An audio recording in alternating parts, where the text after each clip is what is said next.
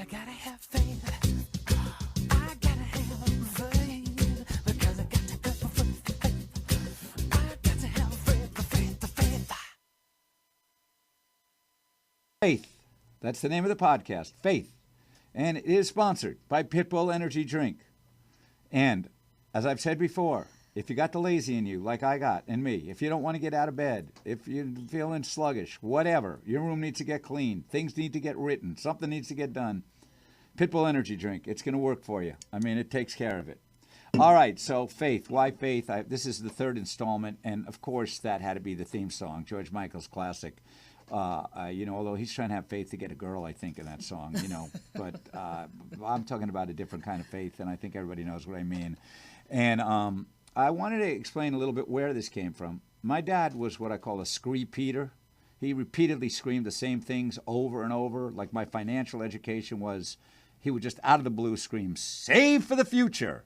And then sometimes he'd scream, companionship. And he was very puritanical. He was very big on work hard and sacrifice.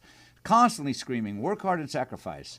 Screamed it so many times that, kids generally go the other direction than what's pushed in their face so constantly. And so as I grew into adulthood, because of being screamed at constantly with work hard and sacrifice, I did become a lazy bastard. But I got over it. And I was quite capable of working hard. I worked 40 days straight in restaurants when I first came out from New York. Double shifts, whatever I could do to not return to my parents' house. That was important. But I got to give my dad props and credit on this. One of the things he screamed repeatedly was exactly that song's title. You got to have faith. You have to have faith. And it got ingrained, tattooed on my brain, really. And the other thing I got to say, for all the things my dad screamed like a maniac, he was right about all of them. I should have listened to him about saving for the future. Had I would not be in the situation I'm currently in now. And this situation has me living on faith. And I've been through a lot of stuff that I've created on my own. I got nobody to blame. Somebody once told me recently, a guy that went on 2 10-day silence retreats. He told me there are no victims. You create your reality, So, but if you're creating a reality that keeps working against you, at some point you got to let go of trying to do everything yourself and give it up. That whole, for me, give it up to God, whatever. Just let go, let God. Give it up to the universe. You want to give it to Buddha. You want to give it to Jesus. Whoever you want to give it to. If everything you're doing is not working, you got to stop and go, what's going on? I gotta get out of my own way. And I did that recently, and I let myself get kicked out of a house that I'd been living in with 2 roommates. One was a former girlfriend, and one was a guy I'd lived with for 8-9 years. He had so much stuff at that house, you can't imagine. And I was never going to get free. Never. He was never going to leave. And so I let us get evicted. And I went on faith. And I had a dog, and I couldn't take my dog. I didn't know where I was going to go with my dog. And then my pal stood up. He stepped up and just come stay with me and bring the dog. His dog died about 4 months ago. He has an adult son who's got special needs. He's got like autism, Asperger's, one of those things. But he loves the dog, and my faith was answered. My dog didn't go. I would never bring him to the shelter. That would never happen. He's a pit bull. So Pitbull Energy Drink, Pitbull. By the way, 323-965-1600 is the number to call in if you're watching and you want to talk about faith or give your testimony, whatever. All I can tell you is, for me, if it weren't for having strong faith, I'd have killed myself a long time ago. I really made messes with money and got into deep despair. And that's why I felt I had the opportunity to do this podcast and to share my story and to have others share theirs. And I know I do stand-up. I haven't done it in a while, but I was doing stand-up around town. I was producing stand-up shows. A lot of comics that hate God, hate Christians, hate religion. I understand why people hate organized religion, with all the rules, especially the anti-sex rules. It's just that it doesn't work. You want to turn teenage kids off from a religion, tell them they're not allowed to have sex or feel good, whatever. I know how I felt. I was raised New York Jewish. I hated going to the synagogue on the high holidays because I hated that rabbi, because all he did was make people feel bad. I now, from my spiritual input, watch The Smiling Minister, Joel Osteen, because he makes me feel good. He lifts my spirits. He lifted me out of despair. So anybody that wants to make fun of me, tell me I'm an idiot for watching a televangelist, they can tell me anything they want. They haven't walked in my shoes. They haven't lived my life. They don't understand what that man has done for me.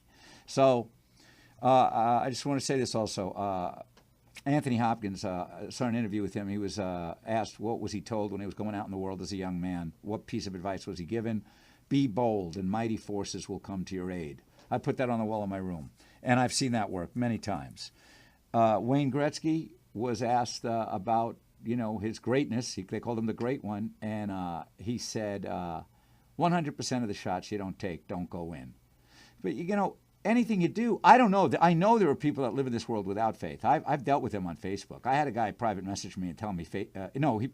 Private message. He said faith is stupid. That was what he said, and I just messaged him back and said, dude, listen, whatever your life is your life, but I don't need this toxicity in mine. So please, we'd worked together years back. There's one thing about Facebook: people from your past show up. But you realize you didn't really know them, or you've gone through changes and they did, or they. But I has no reason to deal with this guy. I don't need that. That's what he believes. Fine. I mean, I've seen faith work. Nobody can tell me it doesn't work because I've seen it personally, firsthand. This whole idea of blind faith, I understand it. Not everybody does, and I ain't trying to preach it to anyone. I'm just sharing what I have experienced. I felt the responsibility to do it, so here I am with a show called Faith. And also, from being a kid, I had profound experiences, personal profound experiences about faith. And I remember being 5 years old and wanting to be one with the universe. So I was never religious, but I was always a very spiritual individual. And I had a white German Shepherd for a lot of years, and he was a deeply spiritual being. And his name was Kwai Chang Caine, named after David Carradine's character in Kung Fu. And I got to meet David Carradine because I moved to L.A. and worked in a bar on Sunset. And he came in, and the bartender and I were both going crazy that Kwai Chang Caine was sitting at our bar, and we immediately made him a grasshopper, as a drink, the green drink. So anyway, the other thing about this show is not about organized religion. It's not telling you, it's no Bible thumping here. Scriptures get mentioned now and then, but only things that are uplifting. And I never understood personally, whatever they want to do with the Vatican, the hats, the pomp and circumstance, tradition's not a bad thing necessarily. I don't get it. All I know is God has no interest in it. There's one other thing I believe God has no interest in what hats we wear and what outfits we wear. Right. That's my personal belief. Right. And this was the movie Stigmata, Gabriel Byrne and Patricia Arquette. And the stigmata is when a person experiences the wounds that Jesus had when he was nailed to the cross. And this happened over the years. There's all these documented cases. Is it psychosomatic, whatever it was. But very rarely there's someone, it seems that it's real. When they send someone from the Vatican, they have these investigators. So Gabriel Byrne plays the investigator. And he winds up meeting with this old priest who's like, very uptight because they know stuff that they're not supposed to know. They meet in a church, and this old priest says to Gabriel Byrne that the first words of Jesus' gospel were, the kingdom of God is inside you and all around you, not in buildings of wood and stone. That's correct. Split a piece of wood and I am there, lift a stone and you will find me. Mm-hmm. And that really hit me pretty hard because I've never believed you had it. I think organized religion, neighborhood, community, churches, all of that is good. But if you don't ever show up to one, that going to church every Sunday don't make you a Christian. Going to synagogue on the high holidays certainly don't make you a good Jew. That's one thing that rabbi screamed at us. If you want to be an observant Jew, you go on the Sabbath, every Sabbath. But in our neighborhood, that wasn't the case. Anyway, that's where the kingdom of God lies. I believe in that. And one other thing that confirmed for me about God is that dog spelled backwards is God. And I believe that's God speaking to us because dogs are completely unconditionally loving. And isn't that what God is supposed to be? Absolutely. Okay, so on that note, let me introduce my guest. She has been through it, man. She has been through it. She's going to tell us some stories. I mean, I've been through some adversity, but not health adversity. I've been through financial adversity and, maybe loneliness or relationship adversity. Wait till you hear this lady's story. Let's welcome Tracy Battersby. Battersby. Right. Battersby. Right. Tracy. Hi, how nice are you? To have Howie? you. Okay. Thank you for having me. So, you were on my other show, and we Right. talked about what you do with the American Sign Language, but another thing you do that's really major and important Right. is that you speak on behalf of the American Heart Association. Right. And you go to Washington, D.C. and speak to these nut job politicians? Right. I had a heart attack. I like to say my original heart attack. I had my first heart attack in 2003. And shortly thereafter, I came in contact with an angel who set me on this journey that has been unbelievable for me. And the American Heart Association, which I love them dearly, they sent me to Washington, D.C. to talk to the politicians up at the Capitol to try and get them to increase funding Right. for Because heart disease heart is research. the number one killer, right? Because heart disease is the number one killer. And they need especially among women, Yes, and that's been a new thing in the last few years. They've gotten that African awareness American out. women and Latino women. Is that right? That's very true. So, for me, I had my first heart attack in 2003, and I had some issues thereafter. And then I had another one in 2006. Damn. Did they do the bypass surgery with you? Well, I'm going to tell you, you talk about faith. God is amazing. I have never had an open heart surgery to this day, and I've had 4 heart attacks. I have 8 stents in my heart, and I thank God for being above ground every day. Talk about faith. Yeah. Because I can tell you that after the first heart attack, there were times when I was in therapy and I was the youngest person there, and there were all these elderly 80-some-year-old people in physical therapy, and I'm there, and they're looking at me going, what are you doing here? Right. So I had to keep the faith because it was a little depressing, like, okay, why did this happen to me? Here? Yeah. And I'm so young, and I was a non-smoker, non-drug user, moderate drinker. Sugar junkie? Sugar junkie like me? No, low cholesterol. I'm a sugar junkie. I can't deny it. Low sugar. So what did the doc Low blood say? pressure. What did the doc say about where the heart attacks came from? Well, you know what? Genetic? I like to say it was an attack of the heart. Maybe God was trying to get my attention because He knew I was going to meet you one day. Right. No. Okay. However, the conclusion they came to after much research was that it was genetic. My father died from a heart attack. My grandfather died from a heart attack. Young? But that's the thing. They had different lifestyle. Back in the 50s, it was a cigarette here and a drink here. Right. So, and my father was did a lot of heavy smoking, and my grandfather. Okay. So, with me, it seems to be the way my body processes fat. So I've had 4 heart attacks. I actually. This past Memorial weekend, I had a great time, came back in town on Monday. On Tuesday, I knew something was wrong because I know my body. Right. And I know my symptoms. And speaking of symptoms, women's symptoms are different from men's symptoms. I was going to ask you, what does it feel like when you had the original heart attack? Did you realize you were having a heart attack? Was it really painful? I was working, and I felt like I was getting some sort of a stomach bug. So I left work early. I went home, I drove home, and then I just felt like all of a sudden I felt like I had indigestion. So I'm looking in my refrigerator, do I have a pop to make me burp or some baking soda and water to make me burp because I felt like I had indigestion. Right. So then I tried to take a hot bath, maybe that'll make me feel better, and then I tried to lay down and get comfortable, and I remember the last thing I remember is turning on my side to try to lean back and get comfortable, and it felt like someone hit me in the chest with a sledgehammer. Really? Right. So you were able to dial 911? Well, I'm going to tell you about me, and I learned my lesson after that first time. Never think, well, I don't need to call 911 or don't try to wait for something to happen because time is of the essence. Critical. It's critical, and you will die. I know that it is only by the grace of God and faith that I'm still here and that I made it through that very first one because my younger son came in and says, Mom, I'm going to call 911. And he was right. He should have, and I should have let him. I said, oh, no, But you said you felt like you got hit in the chest with a sledgehammer and you still didn't want to call 911? Well, it wasn't that I didn't want to call. I couldn't speak. No, but when he came in to say, I'm going to call, you were at first discouraging him to call. No, don't call. Just go get the neighbor. The neighbor? Is the neighbor a cardiologist? No, the neighbor was a nurse. It is so well, funny. That's something. Yeah, but she was a nurse for a plastic surgeon. All right. So Your son made the right call. He made the right call. So at any time you think that there's something wrong, because women's symptoms are different. Mine and women's symptoms, your left arm may hurt.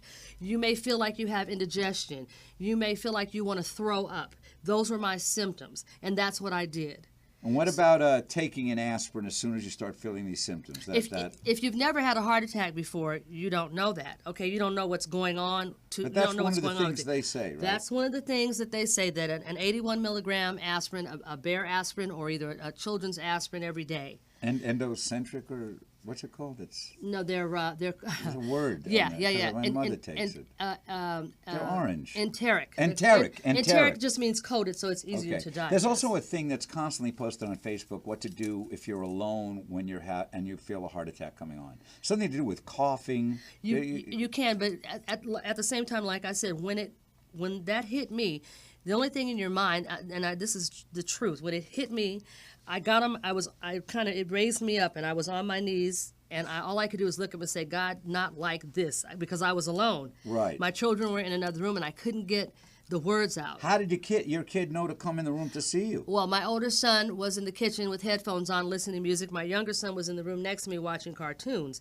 And I just said, God, not like this. And I started to pray, and just my younger son came into my room. So faith to me is everything. So your son was the answer to your prayer. He was the answer to my I prayer. want to tell you something funny. I do a bit in my when I do stand-up comedy, I do a bit that you don't want to be an adult in this world with like 14, 15, 16-year-old kids and be having a heart attack in front of them. Right. Because if you do, they're just going to text about it or put it on Facebook, and they're going to text 911 instead of calling it, and they're going to Instagram, and they're going to be like, my dad keeps clutching his chest. Well, did you call 911? No, but I kept texting it, but nothing happened.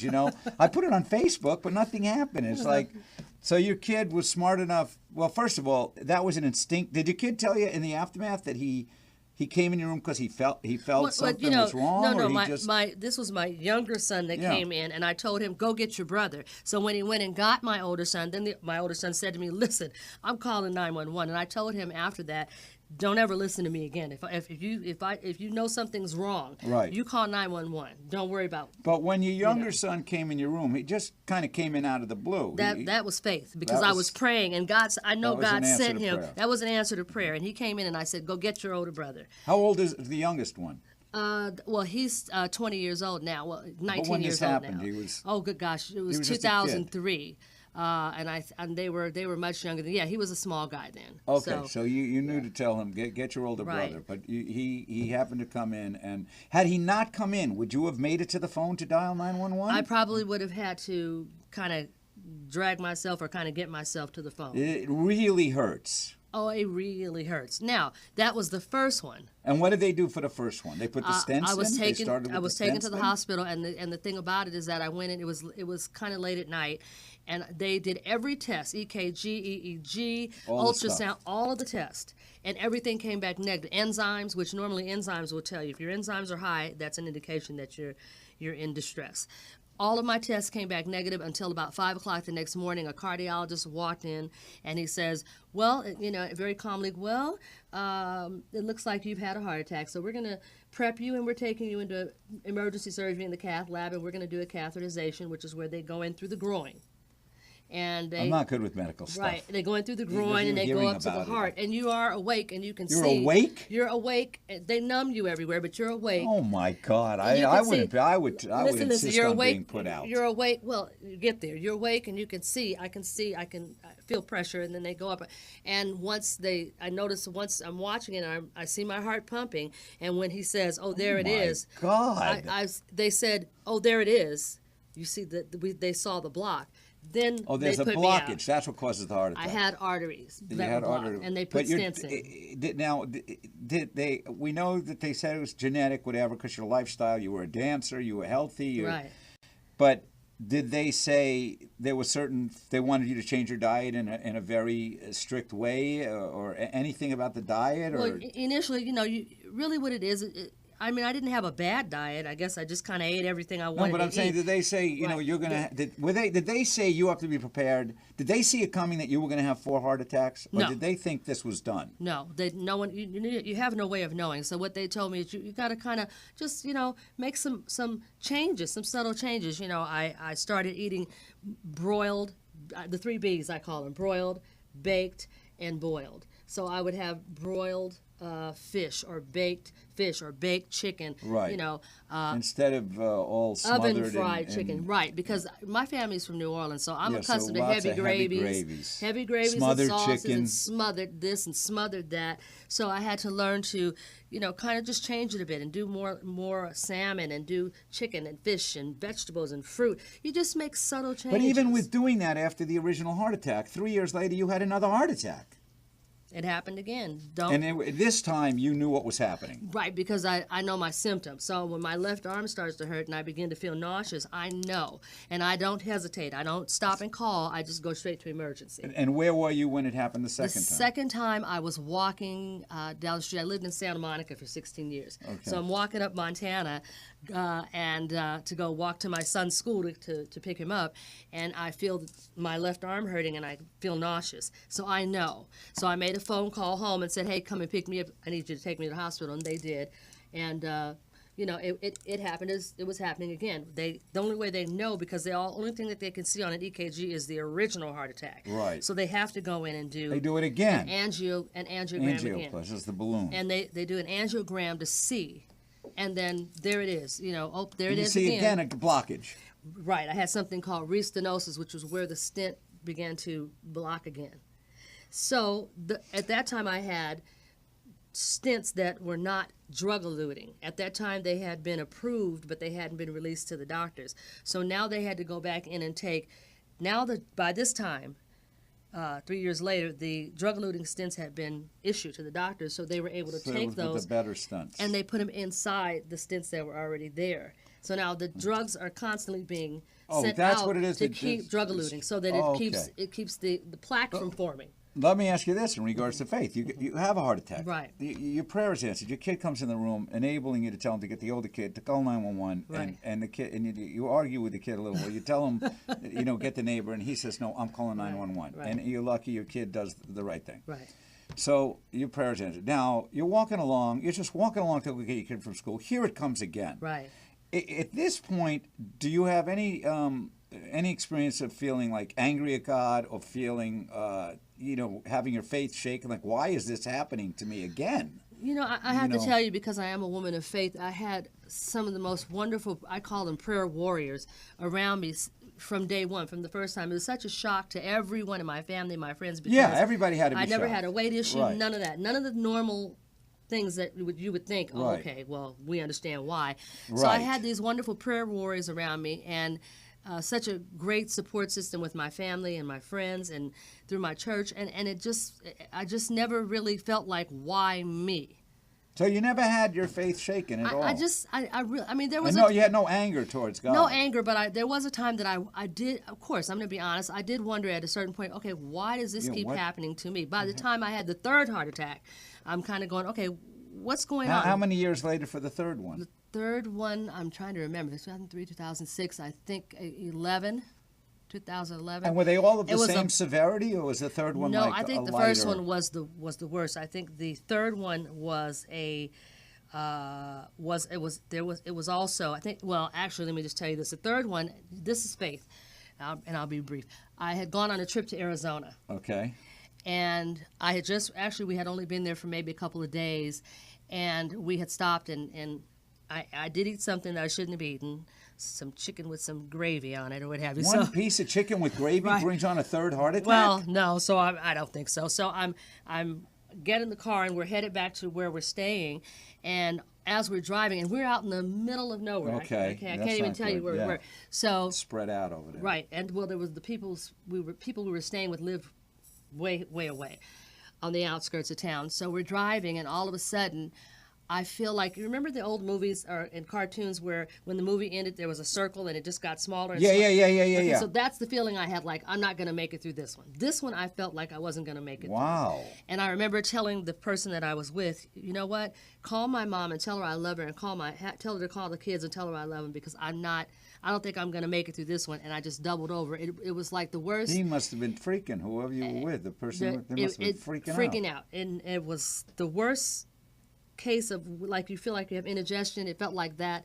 It was the worst. And I just doubled over with my head between my knees, and I said, I'm not going to make it through this one. And my friend who was driving was trying to find a street sign. He couldn't even Right, find anything. He called 911 and he's saying, "Listen, my friend is dying here. I don't know what to do." And he turned around and he starts driving. Here you go with faith. He turns around and he stops in front of this building, and it was just a little plain building, nothing written on the front of it. Right. And I leaned up, and he got out, and he's walking around trying to find a sign or something, a landmark. And I literally lifted my head, and I looked up at this building that I'm in front of, and there's this small cross. No numbers, no nothing. Just a cross. And I knew. I looked up, and I said, "Okay, God, I know you got me. I know I'm going to be okay." Was it like a nunnery or was it a hospital? It was no, it was a church. Oh, But it's just there that you saw the cross. I saw the cross, and I knew. I got that you. my faith took over, and I knew. I said, "God, I know you got me. I'm going to make it." And I just put my head back down, and But how much longer before you were in a hospital?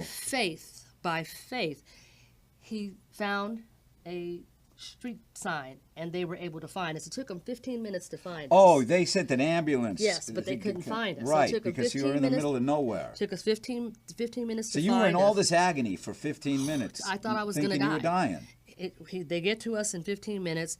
They take me out of the car, and they start working on me in the back of the ambulance. Right. And then they look at me and say, "I'm sorry, but the closest hospital is 30 minutes away." And I said, "Oh my God, I'm going to die." So, but these guys are magical, these paramedics. Let me the tell stuff you, they can what's do. magical They're is amazing. that it was as if the Red Sea opened up. It's like God opened. I said, "God, this is all you."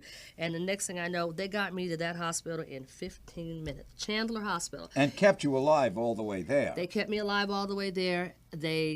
I got a lot of respect for those EMTs. The I do things they too. see. The hospital was like magic. Sometimes I think if I ever go back there, it really won't be there.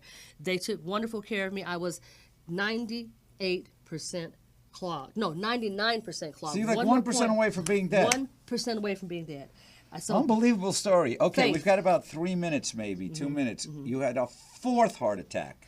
Yes. And that was a year ago? I had 2 years ago? Yeah, I had. Again, I'm driving, but I was driving, And where were you?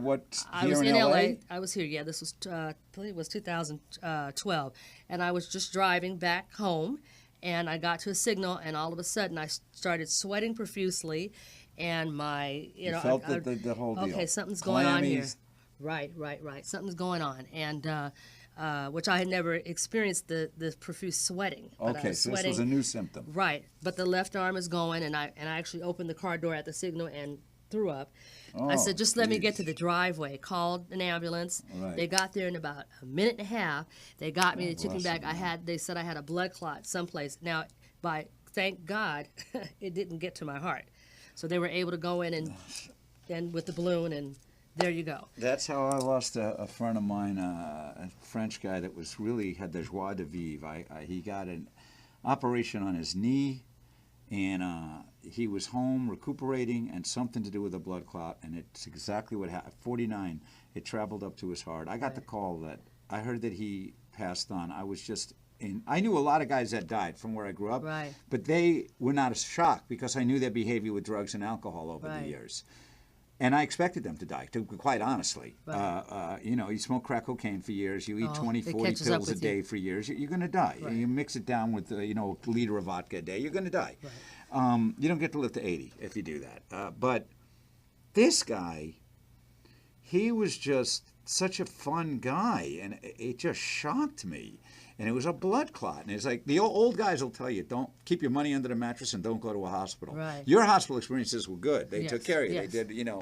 So it's kind of a dirty secret in America. A lot of people dying in hospitals that shouldn't be dying. Absolutely. You got very lucky, and your faith was strong. I mean, you never gave up. I mean, someone else might have just said, screw you, God. You Right. clearly don't care about me. Right. And it's a path. It takes you. One thing takes you here to a stepping stones. Now you go and speak to politicians about funding more research to Right, save more lives right. because heart disease is the #1 killer, especially amongst African American and Latino women, which I Right, didn't know. Right, and I will say this, and again, I'll be brief. Okay, we got 1 minute, so we're going to wrap it up. This last, I just went to the hospital the day after Memorial Day. They had me in. I had, again, a blockage. They went in and put a balloon in and opened it up. So there will be no more stents going in. Then surgeons normally only Right. do 3 or 4. So again, there's faith. There's so 8, I keep this though, for you. 8. That was about the 14th actual procedure that I've had. So I really, like I say, I tell people you have to hold on to your faith, because what else do you hold on to? I know. I came across a quote I wrote down. I write down these quotes when I see different people on TV or wherever, sometimes from movies, whatever. And it was, sometimes you just got to hold on and pray. That's it, and that's why And I do I've what I do. experienced needing to do just that. That's it, and that's why I do what I do Right in terms on. of speaking on behalf of the American Heart Association and trying to bring about awareness in the communities, Where it because needs to be brought. Los Angeles, in the Yeah. communities where it needs to be, because a lot of the people don't know. They're don't not know. informed. They're just Exactly not correct. informed. Yeah. All right, well, that's it. We're wrapping it up. So what do we finish with? We always finish with 3 words. I think we do. At least this is going to be, we're going to start. And the 3 words are, keep the faith. Keep the faith, Keep people. the faith. Thanks for God watching. bless. God Bye. bless. Have a great day. Keep the faith, man. Anything can